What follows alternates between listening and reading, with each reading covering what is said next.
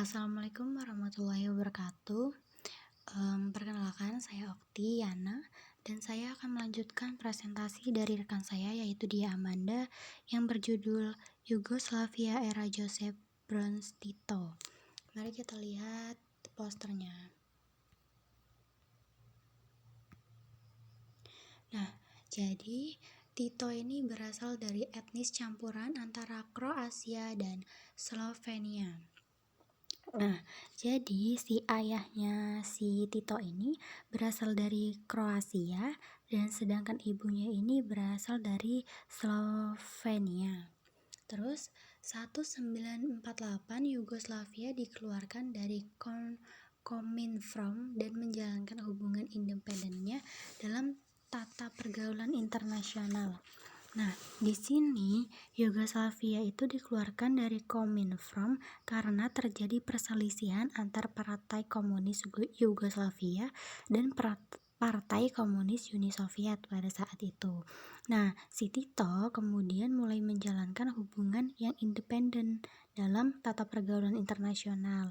Nah, Tito itu juga menjadi salah satu pendiri gerakan non-blok. Dan pihak Barat kemudian berusaha mempengaruhi Yugoslavia dengan memberikan bantuan ekonomi dan militer. Nah, terus tahun 1970 Kroasia dan beberapa pergerakan nasionalisme bangsa membantu Yugoslavia untuk bangkit kembali gitu. Maaf typo. Nah, jadi gerakan nasionalisme di antara bangsa-bangsa ini membentuk Yugoslavia untuk bangkit kembali gitu. Khususnya itu kayak daerah Kroasia sana. Nah, tapi pengawasan atas kehidupan intelektual yang semakin ketat sehingga bangsa-bangsa tersebut menginginkan otonom yang lebih besar. Gitu. Terus seiringnya berjalannya kekuasaannya seiring berjalan ke waktu, kekuasaan Tito melemah dan Tito wafat dengan meninggalkan banyak masalah seperti hutang dan lain-lain. Jadi, karena tadi bangsa-bangsa itu menginginkan otonomi yang lebih besar, terus juga si kekuasaan Tito ini melemah, jadi membuat perekonomian yang tidak kunjung membaik. Dan juga karena hal itu, ke-6 republik dan 2 provinsi otonom Serbia secara perlahan mendapatkan otonomi yang lebih besar pada tahun 1970-an. Dan juga Tito itu wafat pada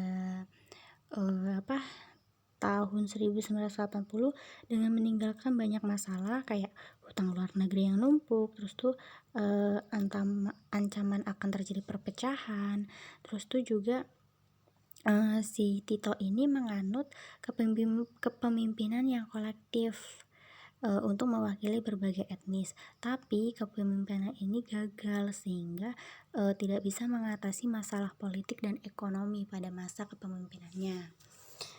Oke, kita lanjut ke poster yang kedua yaitu perpecahan Yugoslavia. Nah, si Bondan Milošević menerapkan kebijakan diskriminatif berdasarkan etnisitas yang merugikan bagi mayoritas masyarakat Yugoslavia. Jadi semenjak diangkatnya si Presiden Milošević ini, situasi politik Yugoslavia itu semakin tidak menentu, jadi kacau gitu ya teman-teman. Satu persatu bangsa-bangsa yang membentuk Yugoslavia ini kayak udah berpikir untuk kayak udahlah kita membentuk negara sendiri aja, gak usah ngikutin si Milošević ini kayak gitu. Terus tuh banyak negara bagian yang ingin membentuk negara sendiri. Nah, itu terjadi ya karena adanya diskriminasi kayak gitu.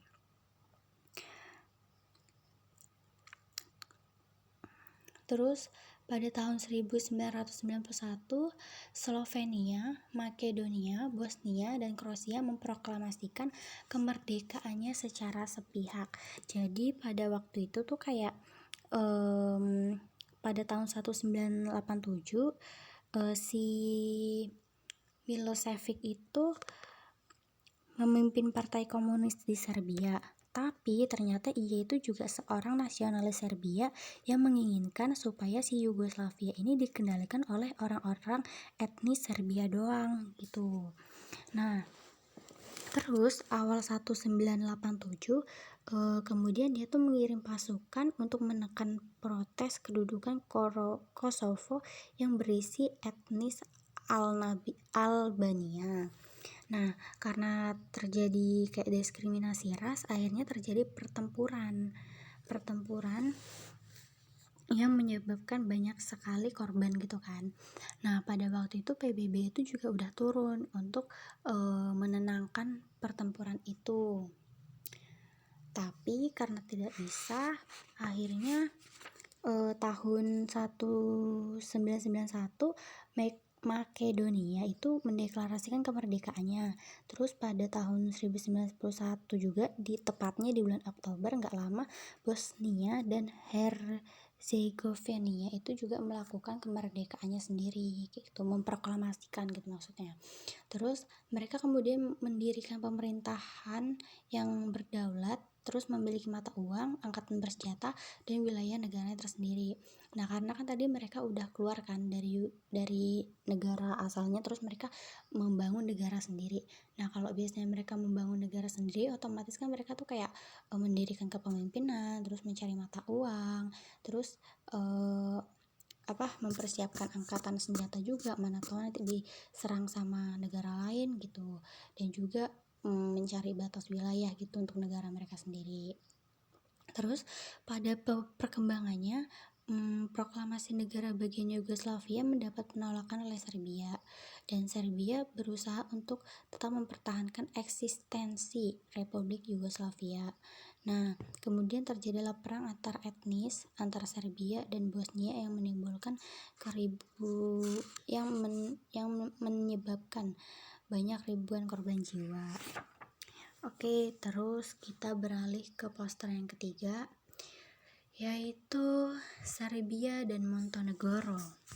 Nah, jadi 2002 Montenegro melakukan dorongan otonomi agar merdeka. Nah, jadi si Montenegro ini dia melakukan otonomi agar menjadi negara yang berkembang dan juga bisa merdeka gitu. Nah, terus Maret 2002 perwakilan Serbia dan Montenegro menyetujui konsep negara serikat federal di bawah tekanan dari Uni Eropa dan negara-negara lainnya. Jadi walaupun kayak negara dari bagian-bagian Eropa dan negara-negara lainnya ini gak setuju kalau si Montenegro ini merdeka, tapi Montenegro ini tetap kayak membuat konsep untuk kemerdekaan negara mereka gitu loh, yaitu konsep federal, dan juga dia tuh udah setuju dengan konsep itu, dan dia tuh merestrukturisasi atau kayak gimana ya bahasanya, mengesahkan gitu lah bisa dibilang pada Februari 2003 tuh. Terus 2006 para pemilih Montenegro menyetujui kemerdekaan secara referendum. Jadi kayak ada beberapa negara yang memang kayak setuju nih Montenegro ini merdeka gitu. Jadi mereka tuh kayak mendukung si Montenegro secara referendum. Terus 5 Juli 2006 Serbia juga menyatakan berdaulat dan memproklamasikan kemerdekaannya. Nah, jadi setelah Montenegro tadi melakukan mendeklarasikan kemerdekaannya pada tanggal 3 Juli 2006, pemerintah Serbia dan Montenegro itu dinyatakan bubar dengan sendirinya. Jadi kayak mereka tuh pisah masing-masing. Nah, setelah pisah gak lama disusul sama Serbia, dia juga mendirikan negaranya sendiri pada tanggal 5 Juli 2006. Dan proklamasi Serbia tersebut sekaligus menandai bubarnya Yugoslavia. Dan mungkin cukup sekian presentasi poster dari saya. Apabila ada terlebih dan terkurangnya saya mohon maaf.